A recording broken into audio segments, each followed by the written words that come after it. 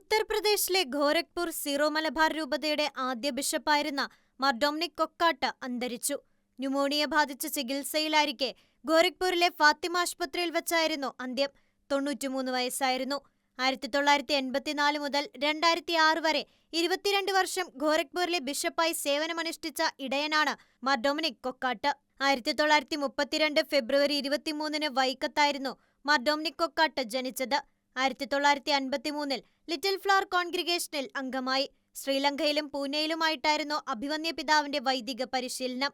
1960 October 4 അദ്ദേഹം പുരോഹിതനായി അഭിഷിക്തനായി. അൽവായിലെ CST ഫിലോസഫിക്കൽ സെമിനാരിയുടെ വൈസ് റെക്ടർ, അൽവായിലെ ടെക്നിക്കൽ സ്കൂളിന്റെ പ്രിൻസിപ്പൽ, പഞ്ചാബിലെ CST മിഷന്റെ മിഷൻ സുപ്പീരിയർ തുടങ്ങി വിവിധ പദവികളിൽ ബിഷപ്പ് തന്റെ സഭയെ സേവിച്ചു. 1978 മുതൽ 1982 വരെ CBCIയുടെ അസോസിയേറ്റ് ഡെപ്യൂട്ടി സെക്രട്ടറി ജനറലായിരുന്നു. 1984 ഒക്ടോബർ 4 പുതുതായി സ്ഥാപിതമായ ഗോരഖ്പൂർ രൂപതയുടെ ആദ്യത്തെ ബിഷപ്പായി മാർ ഡൊമിനിക് കൊക്കാട്ട് നിയമിതനായി. 1988 അദ്ദേഹം congregation of the little sisters of saint Therese സ്ഥാപിച്ചു.